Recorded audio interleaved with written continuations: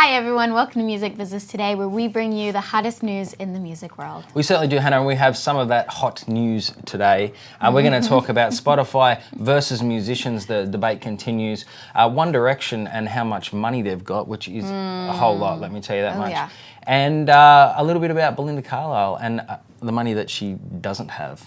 We'll see you soon. Bandwidth for today's show is brought to you by SoftLayer.com. We love SoftLayer here at Talkapolis. They are the greatest hosting company ever. They make everything easy. Check out their website at SoftLayer.com. Thanks again for sponsoring the show.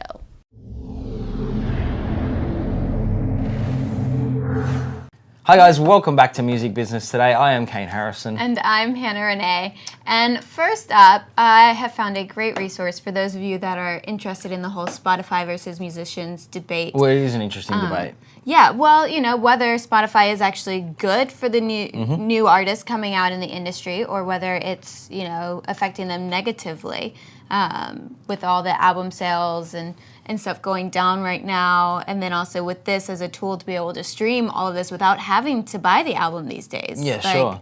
I mean, it is a raging debate, and we will talk about it a bit later on because we do actually show a study of something that is like Spotify where we can actually see how much money the artist is getting, and it's really interesting, and I bet you'll be amazed. We certainly were amazed. I think Spotify and the likes are fantastic for the consumer, but I'm not so sure about the musician. So that's where I would sit on it. One of the things they're saying is that it's not so much a deal for catalog music, where part of the debate comes in is catalog music and new music, the artists, the songwriters, they make the exact same. It doesn't matter if it's a song, you know, from 1959 and if it's a song that came out yesterday.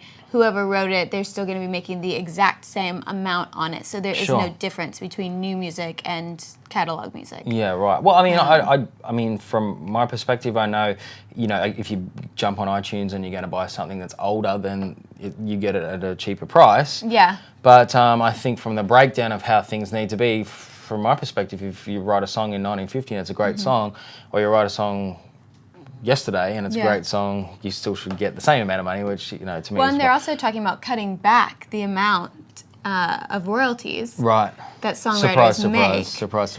So tell me, where do you sit, as today, I know we'll both probably change, but as today, Spotify versus musicians, where do you sit? As much as I love Spotify and I love that resource, because I'll be honest, I do not have a bank account that is fluffed to the max. I cannot go out and buy every single album that I wish I could. That's right.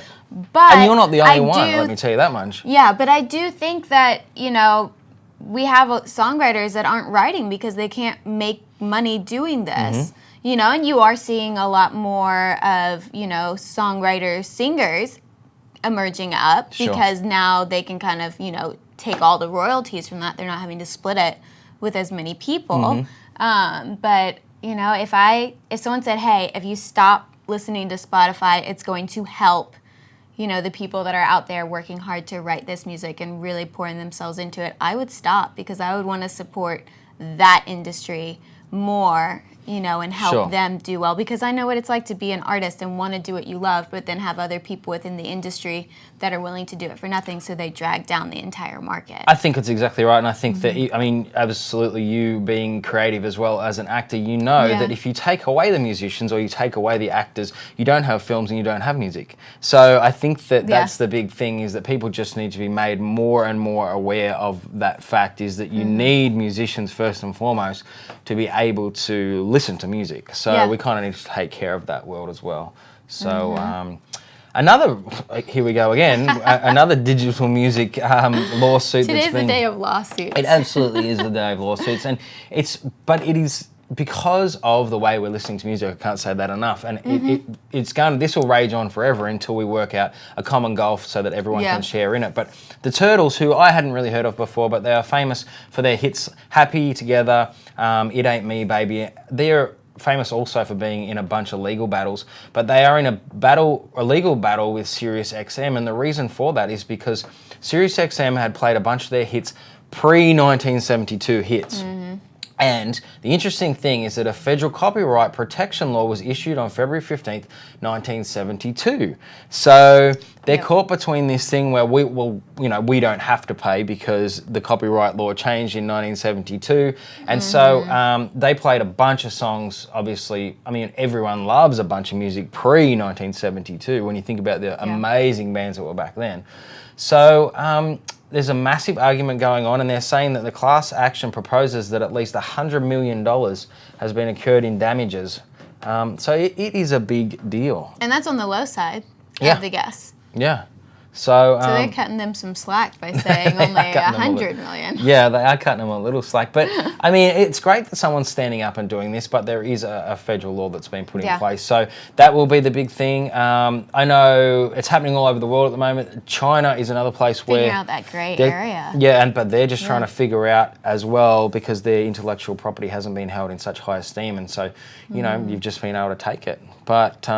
let's be honest, everyone still steals it anyway. So yeah, this is sad but true. Well, speaking of $100 million. Oh yeah.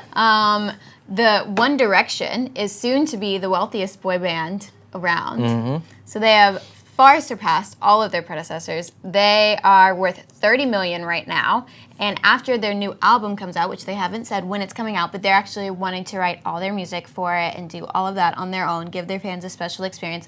Which, like I said earlier, means they get the royalties for both singing it, performing it, and then also for writing it. It's going to take them up to about $90 million net worth per person. Well, they're doing pretty good. And there's 5 boys in the band, so they're not doing too bad. But I bet you the people who put them together from the X Factor, I think Simon Cowell, they all come on individually, first and foremost, or in 2 different things. And he was like, hang on a minute, we're going to stick these kids together. Knew what he was doing. And away we go. But with that much push, some, strapping young lads they get up there and they sing. And obviously, pandemonium wherever they travel. But $90 million each, they're doing not too bad. So they're worth, $500 million if they get that right. So that'll be their third, with being worth that. Their third studio album. So it'll be nice for them to be able to show their musicianship, if they have any, because they're going to have to do it all. I'm curious to see, because they're so young, but I mean, not to say that talent has an age restriction on it. I'm just really curious to see how this new album turns out with them writing their own music. I think it's fantastic, and I think that this may be a great opportunity for them to change from teen boy band persona into starting a great long career as songwriters, and moving more into kind of the Eagles type, Fleetwood Mac type scenario, because they all play instruments and stuff, so it'd be really cool if they did an album like that. Yeah. But we'll wait and see.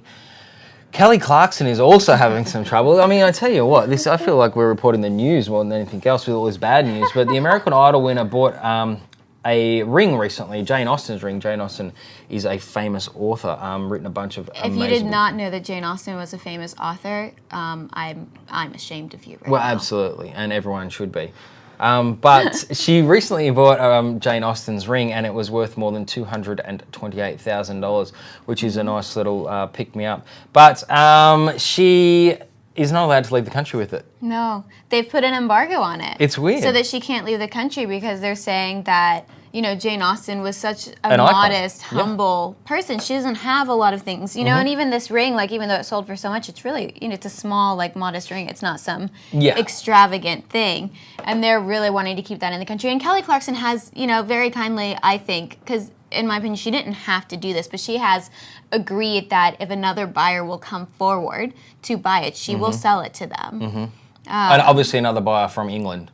Yeah, another buyer that lives in England because they want to keep it there. So, I say props to her for doing that. I think that's a really, I think it's... integrity. I think it's fantastic too, but if it's for sale... those limitations should have been put on it before that happened. Yeah, no, I do agree with that. I don't necessarily agree with them for deciding, hey, we want to keep this here. If it's so prestigious and they want it so badly, then surely there is some kind of museum or the government that gets together and says, okay, well, we'll buy it and we'll put it over here aside so perhaps everyone can see it and be a part of it. So I think Kelly has been a fantastic sport. Obviously, Kelly's a Nashville girl too, so we love that she is. Next up we have, and we're going to go back and sing the tune of digital music again and versus musicians. But hit songwriter Alan Shipley had a Belinda Carlisle, smash hit, and I know this song all too well because I have an older brother, 2 older sisters who played this song absolutely to death, and it's called Heaven is a Place on Earth. And her song was played on Pandora 3.1 million times for a check worth $39. I mean, that is ridiculous. And that is exactly what we were talking about at the start of the show.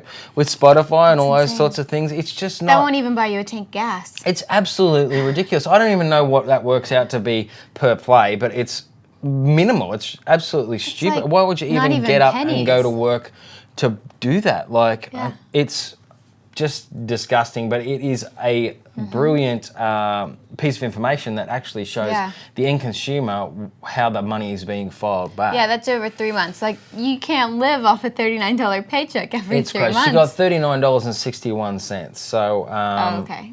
So the 61 cents makes a huge difference. Oh, massive difference, yeah. And it's just... I don't know how they're going to fix this. I feel like we're just beating the same drum the whole time, but there needs to be a value put on it. Yeah, you know, like Pandora and all these different companies say, we need to make money. Like, we need to make a profit so we can keep running these services for you. But what about the songwriters? They need to be making a profit as well so they can keep writing the music for you. Well, there needs to be a stance, and I know that we've reported that there has been some musicians who have taken their music off. Yeah. And, you know, the sad thing But a songwriter, once the artist is performing, the songwriter doesn't have any say. No, and I was just about to say that. It's not even the songwriter. And, of course, Alan would have been stoked that Belinda Carlisle, because Belinda Carlisle was like a massive, you know, back in the day, a massive artist, but... like, I just think it's so unfair. And the thing is that I would say the songwriters don't even, or the musicians don't even have say as to where that goes. You go more to publishers and you go more to labels and that sort of thing. And from a label's perspective, probably couldn't care less because they might have 20,000 people, you know, that they're pumping to this. So the mass works out to be okay. But very, very sad. A very, very sad time in the music, I think. How many of you have been confused by the fact that there are 2 Black Flags touring right now? A little confusing, right? Well, the original guy, the front man for Black Flag, who then separated, is doing his own tour. And then you also have the original band members, and they've kind of, you know, done their own thing. But they both kept the Black Flag name. And now Greg Ginn is actually suing them for doing that because he says that he and his label actually have exclusive rights to the Black Flag, you know, symbol and to the name, and then also to flag, you know, the short for it.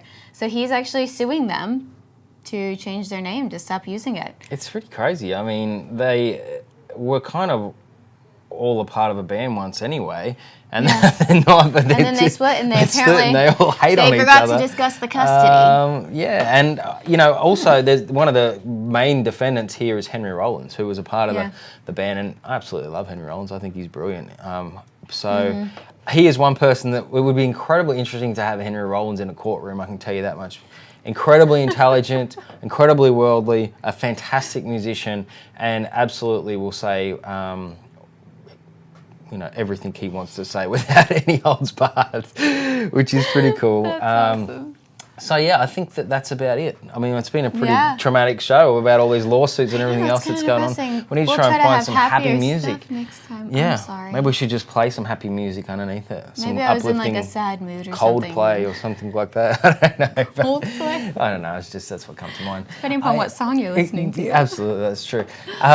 It is all we have time for, guys. Thank you so much for putting up with us and all this tragic news that we're reporting to you. We will find you some more uplifting news, of course. But it is a tumultuous time in the music industry right now, so we kind of have to report as it is. Yeah. So, well, don't forget to look us up on Facebook. We are also on Twitter. We are also on the web on talkapolis.com, and we have a phone app, so you can download that, watch us on the go, enjoy it.